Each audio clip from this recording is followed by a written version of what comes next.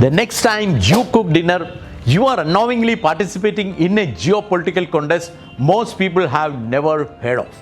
Somewhere between your kitchen and a refinery in Jakarta, the same raw material is being fought over. Indonesia, the country behind the cooking oil in your kitchen, the snack in your pantry, and the soap in your bathroom, have decided that it needs that same ingredient to fuel its truck, power its economy, and secure its own future. And it has just made that decision official. Last week, Jakarta announced state control over all palm oil exports. At the same time, it is pushing ahead with a mandate to blend palm oil into 50% of every liter of diesel in their country, compulsory within 2 years. Indonesia is not just tightening the tap, it is drinking from it. And it is India who will feel the consequences first, fastest, and most severely. This is a food versus fuel collision that every supply chain strategist, every trade planner, and every policymaker in New Delhi should be losing sleep over right now. In today's episode of Logistically Speaking, we break it down. Let's start by looking at the scale of the problem. India consumes over 25 million metric tons of edible oil annually, with imports meeting 60% of domestic demand. Palm oil alone constitutes 55.4% of India's total edible import, making it not just the dominant oil but the structural anchor of India's entire food supply system. Indonesia produces 46% of global palm oil and controls 55% of global export. It is a dominant supplier with an unmatched logistical advantage, geographically close, with over 52 million tons of annual refining capacity and yields of 4.2 tons per hectare. In 25-26, India's import basket is expected to comprise 8 to 8.5 million tons of palm oil alone. Now, imagine that the supplier tell you, we are redirecting half of our production for domestic fuel. What do?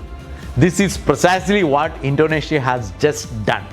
Their B50 biofuel mandate lands directly on Indian kitchen table. Before I move on, I have one small request. Please subscribe to the channel so that the algorithm can help spread supply chain and economic awareness to more people.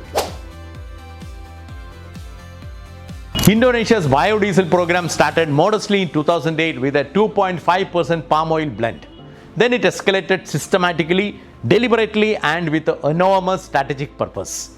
Indonesia has now formalized one of the most ambitious biofuel policies globally, issuing a ministerial decree requiring all diesel users to adopt a 50% palm oil biodiesel blend B50 by 2028. The program is staggered. Subsidized diesel moves to B50 by 2027 with a full mandatory adoption across all diesel consumption by 2028. Why?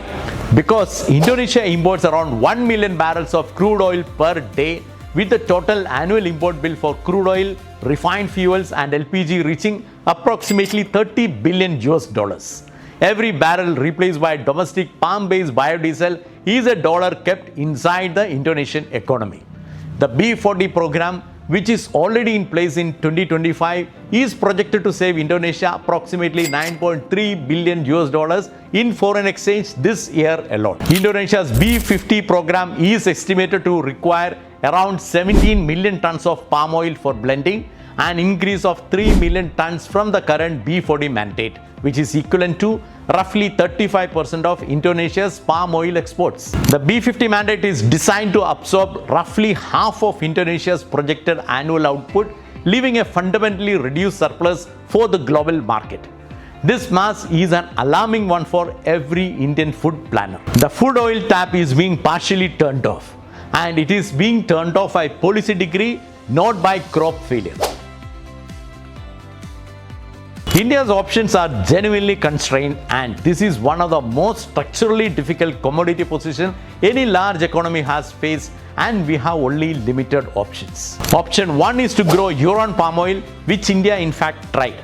The government of India launched the National Mission on Edible Oil in 2021 with a budget of Rs 11,040 crore, providing subsidies for plantation and an assured pricing mechanism. But the mission is hitting a wall that no amount of subsidy can fully overcome.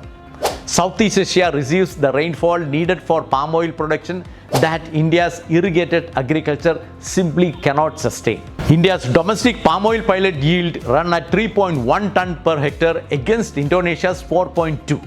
The geography is against you. Option 2. Switch to alternate oil. India primarily sources sunflower oil from Ukraine and Russia and soybean oil from Brazil and Argentina. But here is a compounding problem. Before 2022, Ukraine controlled 52% of global sunflower oil export, but current oil output remains at 20% below pre-war level despite partial recovery in 2024. Supplies of sunflower oil remains tight and is at high price range right now. India's soybean oil import dropped 36% year-on-year in February 2025 as South American supply tightened. Soybean oil export from the Americas are forecast to fall sharply because more is being used for biofuel at home. Every single alternative is simultaneously under pressure.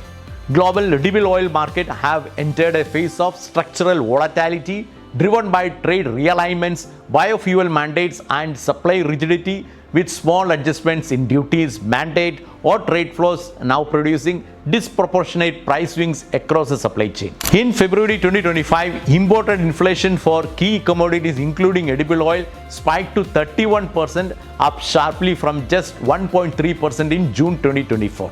That 31% does not stay in commodity index. It lands in every household kitchen in India. So, what should India and every large commodity importing nation be learning from this crisis of upcoming edible oil supply? Let me talk on 3 strategic points. First, single source dependency is existential risk.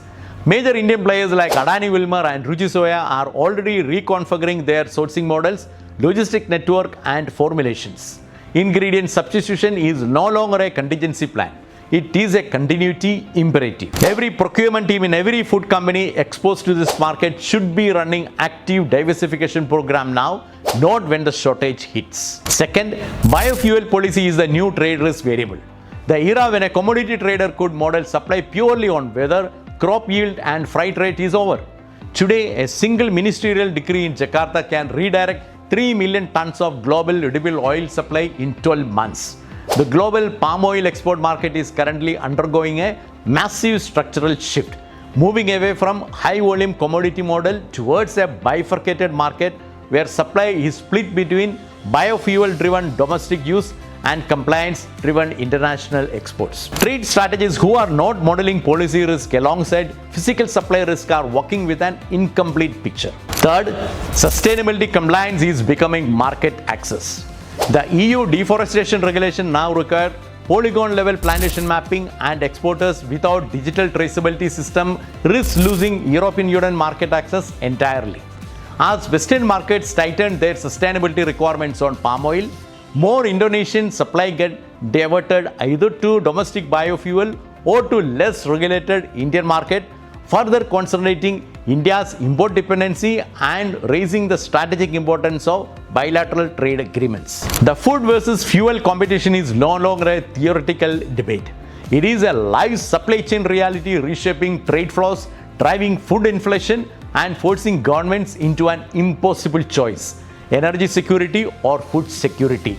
Pick one. If Jakarta executes this biofuel strategy, it will transform from a palm oil superpower to a renewable energy leader.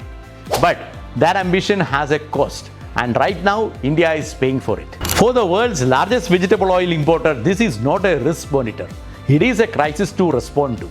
Accelerated oil seed development, supply diversification, strategic reserves, and bilateral food for energy framework with Indonesia and Malaysia, these are not long-term policy options. They are immediate necessities. And there is a harder truth underneath all this. The environmental consequences of scaling biofuel through food crops are already visible. In Indonesia and Malaysia, forests are being cleared for palm plantations and communities are protesting the ecological damage. In India, the ethanol push is driving sugarcane expansion in water-stressed regions, quietly setting up a future drought crisis in exchange for today's fuel savings. Every liter of biofuel blended today is a short-term financial decision with a long-term environmental price tag. Most governments know this. They are making the trade anyway because rising fuel costs are a problem they face today and the environmental damage is a problem they can explain later. The lesson from every supply chain disruption is the same. Concentration is not convenience. It is a vulnerability waiting for a trigger, and Indonesia has just pulled one. Thank you for watching till the end and hope this was educative and informative for you. Look forward for your comments. See you next week.